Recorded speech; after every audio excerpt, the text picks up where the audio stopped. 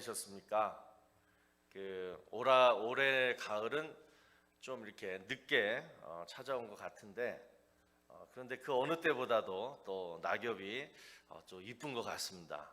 저는요 이러다가 가을이 금방 지나가 버릴 것 같아서 시간이 나는 대로 지난주에 산책을 많이 했습니다. 그래서 유독 오늘 얼굴이 좀 많이 타 보이지 않습니까? 선크림 같은 거 안 바르고 또 막 그냥 좋다고 다니는 바람에 그랬고, 또 이렇게 커피숍에서 사람 만날 때에도 지난주에는 그랬어. 일부러 밖에 나가자. 그 나무 밑에 의자가 있더라고요. 거기에 앉아서 이런저런 얘기도 나눴습니다. 정말 뭐 저뿐만 아니라 여러분들 모두가 다 그렇게 생각하실 거예요. 참 가을은 참 좋은 계절이다. 그동안 내 마음속에 그냥 꽁꽁 숨어있던 이 나라는 아이, 나라는 아이가 이렇게 나와가지고 나 요즘 어떻게 살고 있지? 나 지금 이렇게 살아도 괜찮은 거야? 이렇게 나와 또 다른 나, 이 두 나가 서로 대화를 나눌 수 있을 만큼의 분위기를 연출하는 그런 계절이 가을인 것 같습니다. 자, 그래서 우리 그리스도인들은요, 가을이 오면요, 남들은 다 독서의 계절이라고 하지만 특별히 우리 크리스찬들에게는 가을에는 기도하는 계절입니다. 기도할 때에 조용히 하나님과 대화를 이렇게 나누면서 스스로를 이렇게 성찰해 보는 거예요. 자, 오늘 설교 제목을 가을의 기도라고 정해봤는데, 여러분 특별히 가을에 기도하실 때는 좀 기도하시던 그런 골방의 자리에서 좀 나오셔가지고 또 예배당에서만 하시던 기도를 이제는 좀 이렇게 자연 속으로 좀 들어가셔가지고 한번 기도를 한번 해보셨으면 좋겠어요. 그래서 자연을 보면서 하나님이 주시는 깨달음을 가지고 기도하는 거예요. 그래서 저는 오늘 여러분들과 함께 자연이 주는 가을의 깨달음, 이 세 가지를 가지고 함께 은혜를 나누고자 하는데요. 자, 첫 번째는 뭐냐? 첫 번째 우리가 가을에서 느낄 수 있는 자연, 첫 번째 뭘 것 같아요? 가을 하늘. 가을 하늘을 보면서 우리가 깨달을 수 있는 하나님 말씀은 마태복음 5장 8절 말씀 같습니다. 제가 한번 읽어드릴게요.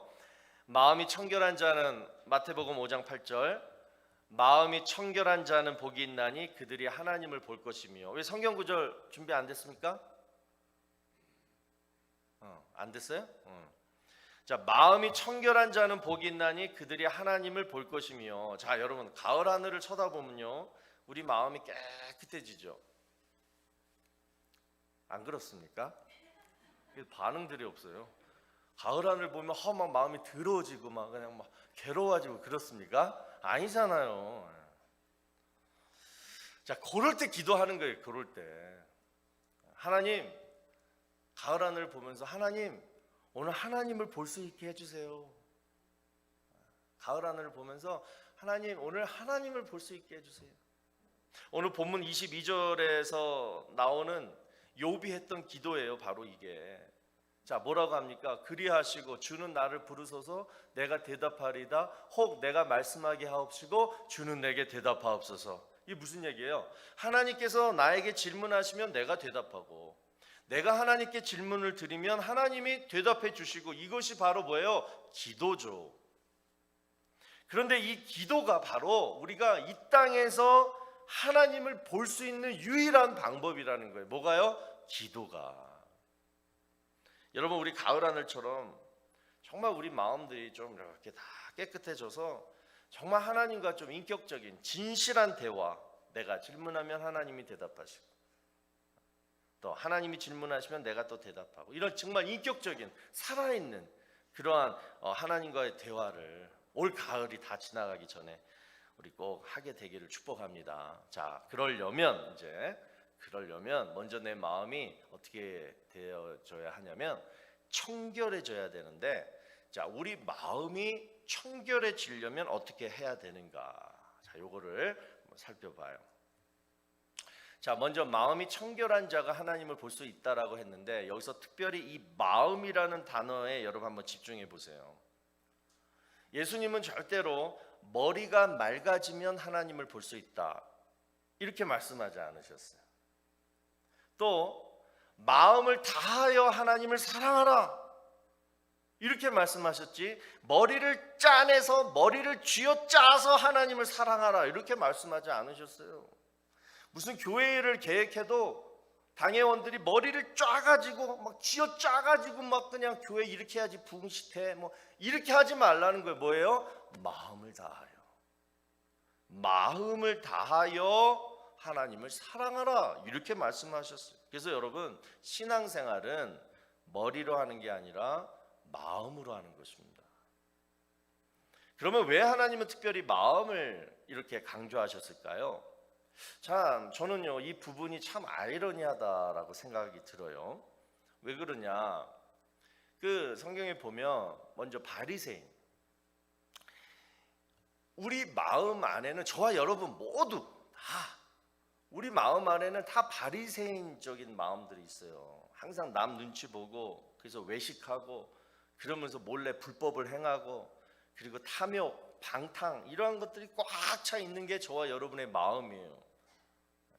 또 마태복음 15장에 보면요, 마음에 나오는 것은 하면서 쫙 열거되는데 뭐예요? 첫 번째, 악한 생각, 살인, 간음, 음란, 도둑질, 거짓말, 비방 이런 것들이 늘 마음속에서 흘러나온다라는 거예요. 어디서? 마음에서. 그러니까 마음은, 성경에서 보면 이 마음은 참 이렇게 부족하고 연약하고 죄가 가득한 게 마음이거든요.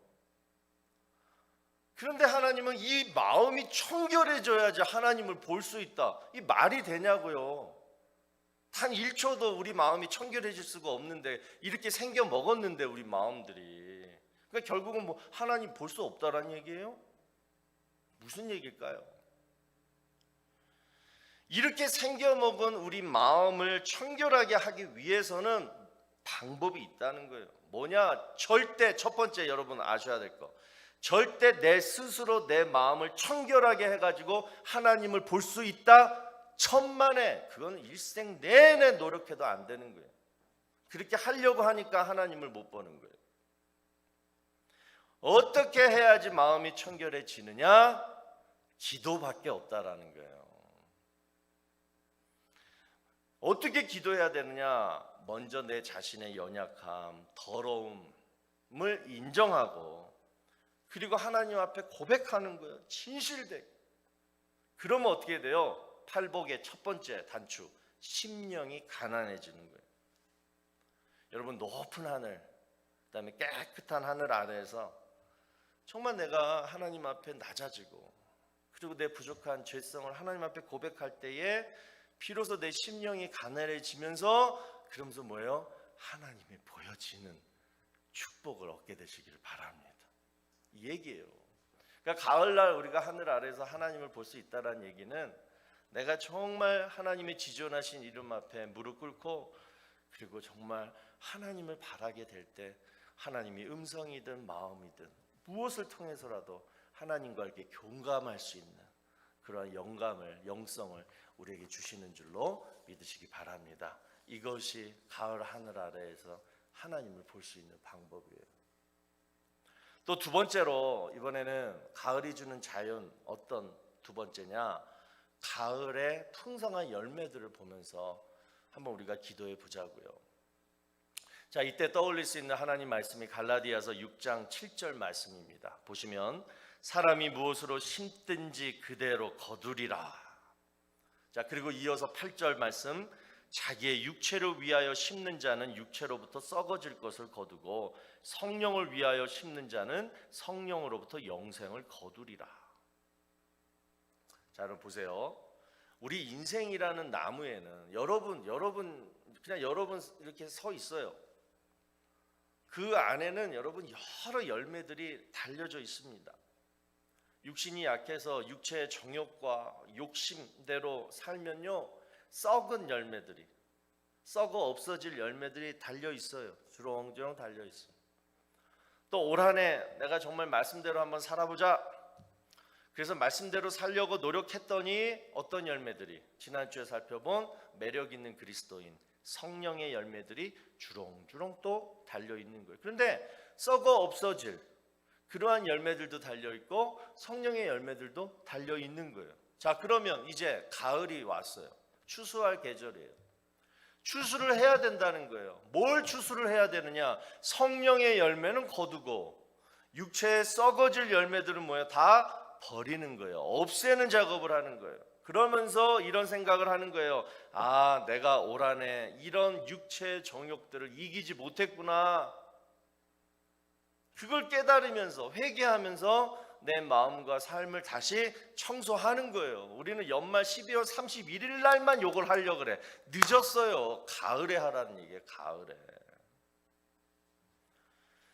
또 우리가 가을의 열매를 보면서 생각해 봐야 될 건 뭐냐? 알곡과 쭉정이 이야기예요. 자, 여러분, 겉모양은 똑같이 열매처럼 보이지만 알곡은 속에 알맹이가 있고 쭉정이는 속에 알맹이가 없어요. 그냥 비었어요. 그러니까 열매라고 다 보이는 열매가 다가 아니라는 거예요. 그러면 누가 알곡이고 누가 쭉정이인가? 자, 그것을 구별할 수 있는 방법 세 가지가 있습니다. 첫 번째는 바람이 확 불면 금방 알 수가 있어요. 그죠? 여기서 바람은 뭐냐? 고난을 얘기합니다. 그러니까 쭉정이 인생은 고난이 오면 고난이 부는 대로 막 그냥 이리저리 굴러다녀요. 고난이 부는 대로 그냥 막 굴러다니는 거예요. 속이 비었기 때문에. 그래서 그 어떤 것도 뭔가를 이루지를 못해요. 또 쭉정이는 자기 생각밖에 안 해요. 속이 차 있지 않으면 늘 자기 생각밖에 안 하는 거예요. 그러니까 자기 생각대로만 굴러다녀요. 그래서 늘 혼자예요. 주변에 아무도 없어요.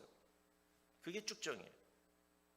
또 두 번째, 누가 알곡이고 쭉정이인가? 어떤 일이 잘 되면 알 수가 있어요. 알곡은 어떻게 돼요? 고개를 숙이죠. 그러나 쭉정이는 뭐예요? 고개를 쳐들어요. 왜? 안에 알맹이가 없으니까 그냥 쳐드는 거예요. 알곡은 뭐예요? 안에 꽉 차 있기 때문에 고개를 숙이는 거예요. 그러니까 쭉정이들은 나 이런 사람이야. 뭐 좀만 좀 잘 되면 그냥 나 이런 사람이야. 그런데 알고 보면 뭐예요? 속이 텅텅 비어 있다는 거예요. 또 세 번째, 알곡은 그 안에 뭐가 있냐? 생명이 있어요. 그런데 쭉정이는 생명이 없어요. 그러니까 알곡은 올해 추수해가지고 내년에 다시 심으면 뭐가 나요? 거기서 싹이 나요. 그러나 쭉정이는 뭐예요? 심어봤자 싹이 나지 않아요. 자, 여기서 말하는 생명이란 뭐냐? 계속되는 축복을 말합니다. 그러니까 알곡과 같은 인생은 하는 일마다 계속해서 축복을 받아요. 그래서 자손들에게까지 이어가지고 축복을 계속 물려주는 거예요. 이게 바로 알곡 인생, 알곡 가문이에요. 자, 그러면 어떻게 사는 것이 여러분 이처럼 알곡과 같은 인생, 알곡과 같은 우리 가정, 가문이 될 수 있느냐? 우리 다 알곡이 되고 싶잖아요. 여러분, 이런 얘기가 있어요. 어느 고등학교에서 미술 시간이었는데 이제 미술 시간에 그 시험 문제가 이거였대요. 생각하는 사람을 조각한 작가가 누구냐? 정답이 누구예요?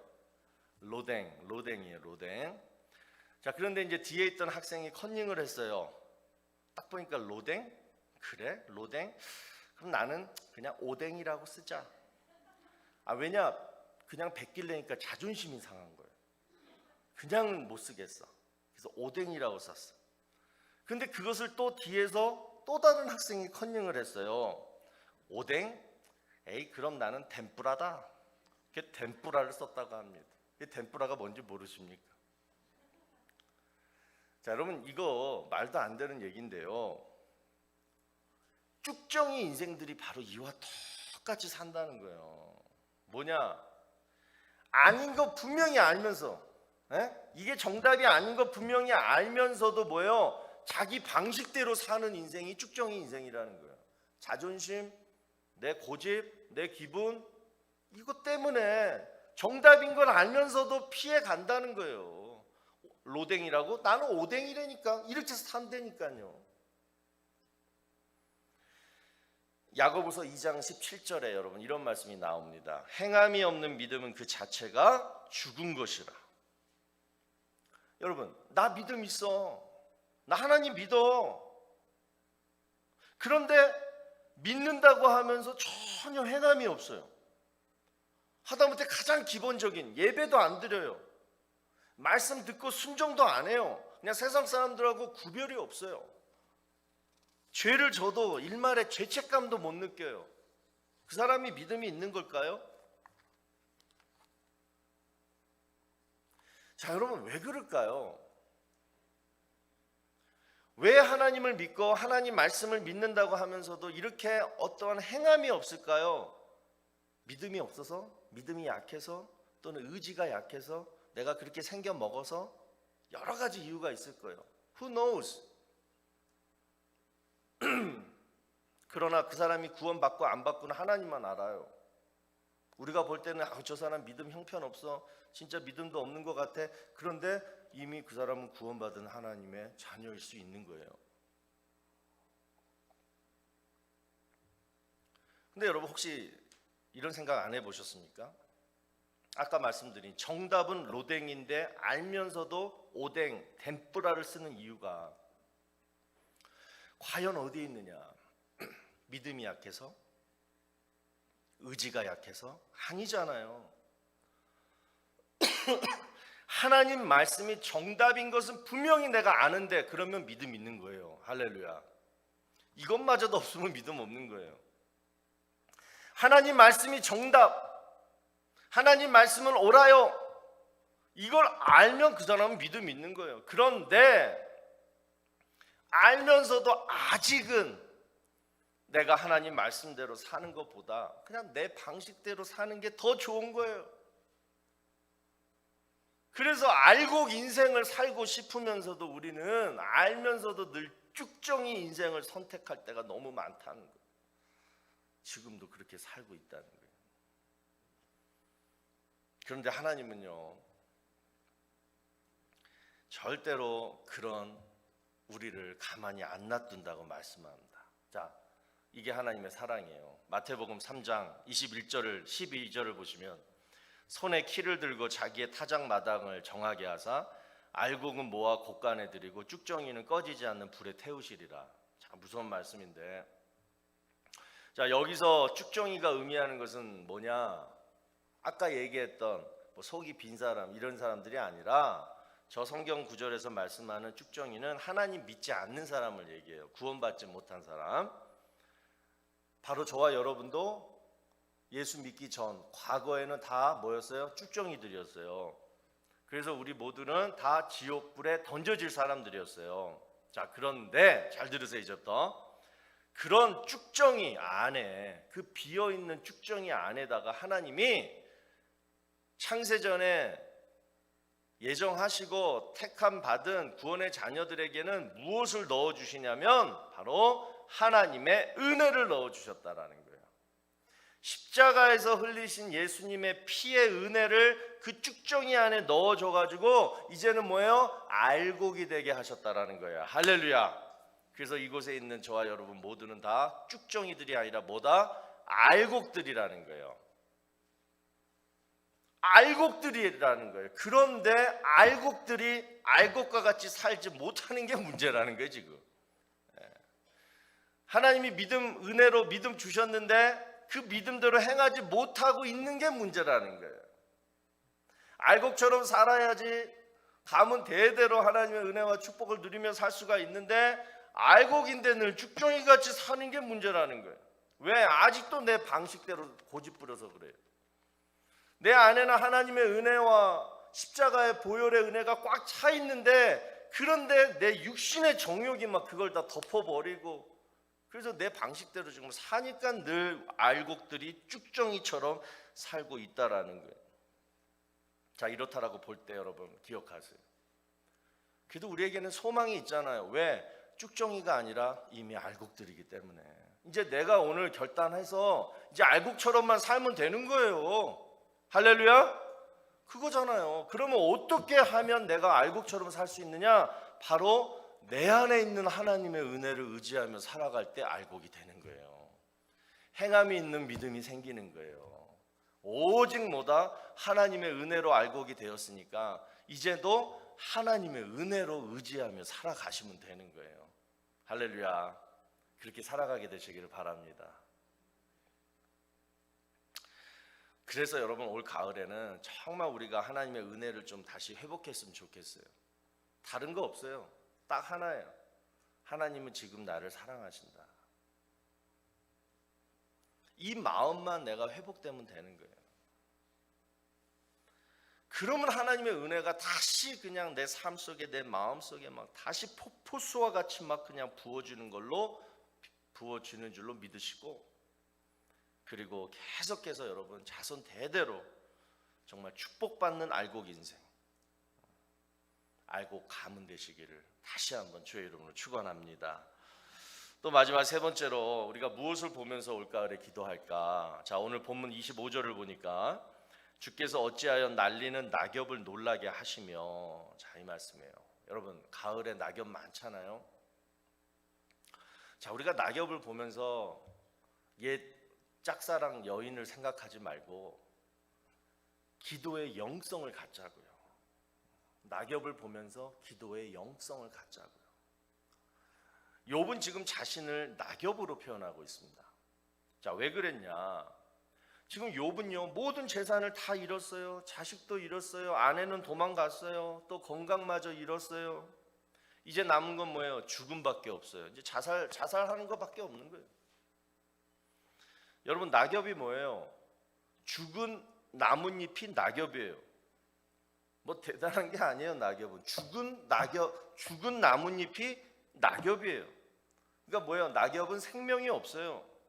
꽃병에, 지하물에 이쁜 꽃병에다가 물을 담아가지고 낙엽을 그 속에 막 넣어봐요. 뭐 싹이 납니까? 새 잎이 납니까? 그냥 불쌍한 낙엽들이 거기 모여 있는 거예요. 그래서 우리는 낙엽의 아름다움을 여러분 멋진 꽃병에서 찾으려고 하면 안 돼요. 낙엽의 아름다움은 어디서 봐야 돼요? 그나마 낙엽이 나무에 붙어 있을 때, 나무에 붙어 있을 때, 달랑달랑 이렇게 붙어 있을 때, 그때가 가장 아름다운 것이 바로 낙엽입니다. 에스펜, 사시나무예요. 한글로 사시나무. 왜 사시나무예요? 에? 막 떤다 그래서 사시나무 떨듯 떤다 그러잖아요. 그게 에스펜 나무잖아요. 그러니까 나뭇잎에 달라붙어 가지고 막 이렇게 떠는 게 멋있잖아요. 그 에스펜의 매력이 그거잖아요. 지금 욥의 상황이 바로 이와 같았어요. 하나님께 달랑달랑 붙어 있는 상황이에요. 이제 바람만 확 불면 그냥 한 다음 주쯤 바람 확 불 것 같은데, 지금 딱 바람만 불면 그냥 금방이라도 떨어질 지금 상황이 바로 욥의 상황이었어요. 그래서 지금 욥이 이렇게 표현하는 거예요. 낙엽을 놀라게 하시며, 지금 자기가 낙엽이 있잖아요. 그러니까 하나님이 지금 자기를 막 놀라게 하시는 것처럼 지금 생각하고 있는 거예요. 여러분, 저와 여러분 우리 살다가 보면 낙엽 같을 때가 있잖아요. 절망스러울 때가 있잖아요. 좀 있으면 이제 막 떨어질 것 같잖아요. 그런데 내 자신을 이렇게 절망스러운 낙엽처럼만 생각하고 늘 절망하고 있으면, 오늘 이제 본문에 쫙 나오는 욥처럼 잘못된 기도, 지금 제목이 욥의 기도인데 이게 좋은 기도가 아니라 잘못된 기도의 전형적인 예예요. 잘못된 신앙을 보여주는 거예요. 그래서 오늘 본문에서 욥이 하나님 앞에 기도하는 내용을 다 이렇게 보면, 이렇게 기도하면 안 된다, 이걸 우리가 알 수 있는 거예요. 자, 어떻게 하느냐? 첫 번째, 여러분 마음에 늘 절망스러운 마음만 있으면 하나님 앞에 이런 잘못된 기도를 하게 됩니다. 21절을 보시면 곧 주의 손을 내게 대지 마시오며, 이런 말씀이 나와요. 하나님 제발 제 몸에 손 좀 대지 마세요. 하나님 제발 내 인생에 좀 개입하지 마세요. 지금 욥은요, 하나님이 자신을 손으로 막 때리고 막 그냥 괴롭게 한다라고 생각을 하는 거예요. 너무 절망스러우니까. 여러분, 우리는 어떤 고난을 당하게 되면요, 하나님의 손에 들려진 이 회초리만 보여요. 그런데 진짜 하나님의 손은 보지 못할 때가 너무 많아요. 이 말은 뭐냐? 진짜 하나님의 마음을 헤아리지 못한다는 거예요. 여러분, 토기장이가 토기를 지금 만드는데 막 진흙을 이기고 주물러 가지고 아름다운 토기를 촥 만들어요. 그 다음에 어떻게 해요? 가마 속에 구워요. 그래서 깨지지 않는, 물로 터지지 않는 강한 토기를 다 구워 가지고 나와요. 그래서 성경에서 토기장이를 하나님으로 표현하잖아요. 하나님은 우리를 그렇게 하신다는 거예요. 뭐예요? 아름답게 만들어서 강한 토기로 완성시켜 나가고 계시는 분이 바로 우리 하나님이라는 거예요. 우리 인간은 또 내 자신은 완성을 못 시켜요. 계획은 많아요. 아름답게 해야지, 강해져야지. 계획은 많고 생각은 많지만 내가 내 스스로를 또는 내가 하다못해 부모임에도 불구하고 내 자녀를 그렇게 못 만들어요. 우리 인간의 나약함이기 때문에. 그러나 하나님은 complete, 완성시킬 수가 있어요. 하나님의 계획을 시작부터 끝까지 완성을 시킨다는 거예요. 그래서 우리가 완전해지려면 하나님의 손이 나를 완성시켜 줘야 돼요.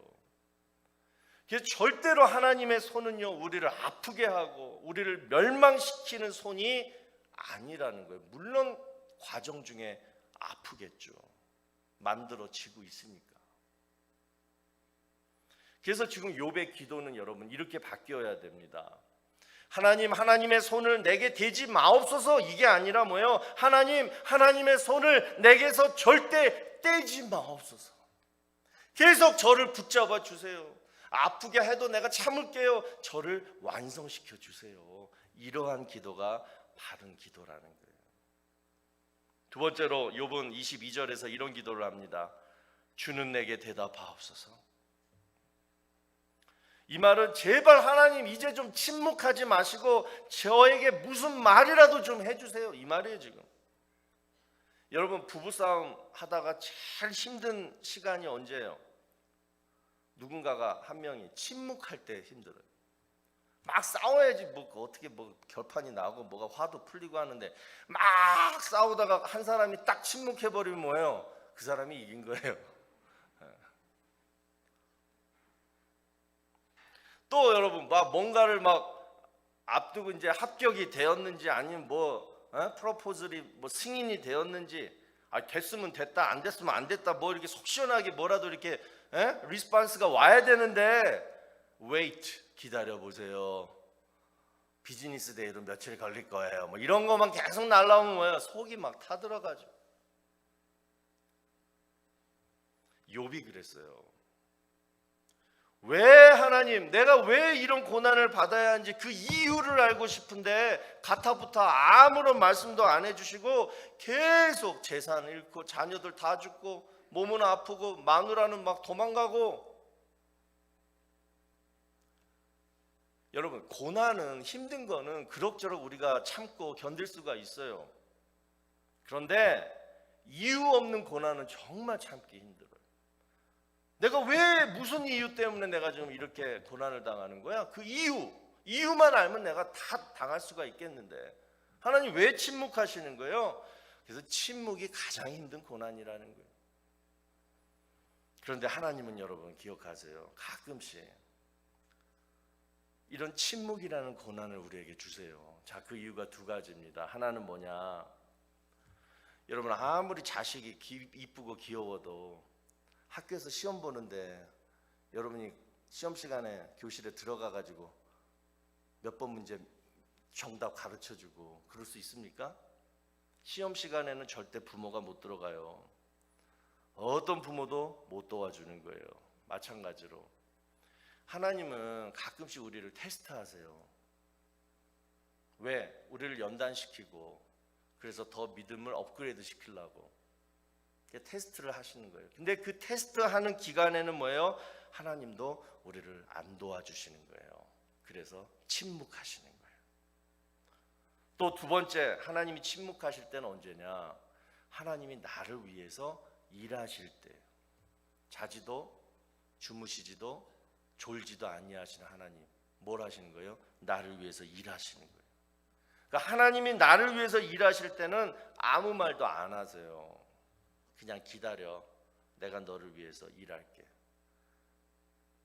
그때는 뭐예요? 우리는 그냥 참고 견뎌야 하는 거예요. 그래서 여러분 기도해도 내가 봄, 여름 지금까지 올 한해 정말 기도해도 아직도 리스폰스가 없고 응답도 없고 힘든 고난은 계속 멈추지 않고 지속된다면 이렇게 생각해 보세요. 견디자. 하나님이 지금 나를 테스트하고 계신다. 나를 단련시키고 계신다. 하나님이 나를 위해서 일하고 계신다. 여러분 이렇게 믿으시고 기다리시면 욥처럼 언젠가는 풀려요. 욥이 고난이 끝났을 때 받은 게 뭐예요? 갑절의 축복이에요. 이런 것들이 갑절로 다시 똑같이 다 돌아와요. 왜? 테스트에 합격했고 하나님이 일하셨기 때문이에요. 할렐루야. 올 연말에 여러분 욥처럼 이 갑절의 축복을 다 받게 되시기를 바랍니다. 자, 말씀을 맺습니다. 시편 19편 1절에 보시면 하늘이 하나님의 영광을 선포하고 궁창이 그의 손으로 하신 일을 나타내는도다. 자, 올 가을엔 여러분 가을 하늘을 보시면서 또 가을에 있는 열매들을 보시면서 또 떨어지는 낙엽들을 보면서 하나님의 영광을 선포하고 나를 향한 하나님의 은혜의 손을 보고 기억하시는 우리 모두가 되기를 주의 이름으로 축원합니다.